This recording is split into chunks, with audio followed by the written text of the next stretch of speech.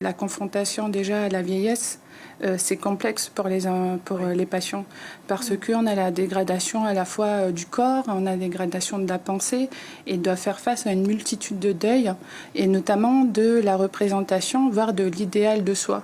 Donc forcément, certains patients vont réussir à traverser cette étape-là, donc avec tout un soutien autour, et d'autres patients pour qui ça va être plus complexe et qui vont développer des moyens défensifs au quotidien.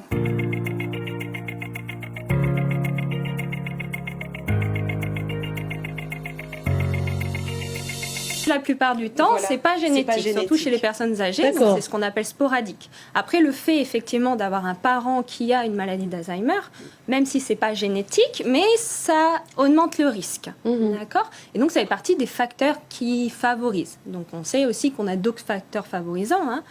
Donc, on sait par exemple que ce qui est facteur de risque cardiovasculaire, l'hypertension, le diabète, le tabac, la mauvaise hygiène de vie peut aussi effectivement favoriser.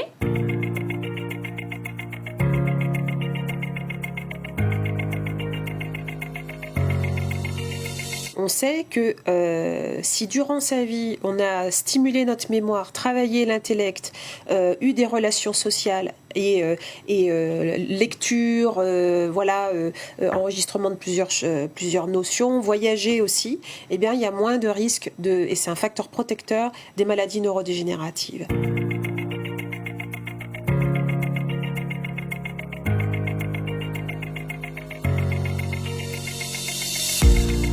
Il manque des structures dans le Nord, des structures de répit, mais des structures aussi pour gérer les problèmes de comportement. Aux îles, pareil, parce que les familles, en fait, aux îles, ce qui se passe, c'est que maintenant, les gens descendent sur Nouméa, puisque il n'y a pas de structure aux îles. Donc, du coup, ils viennent sur Nouméa et c'est coûteux financièrement, humainement, dans tous les sens du terme.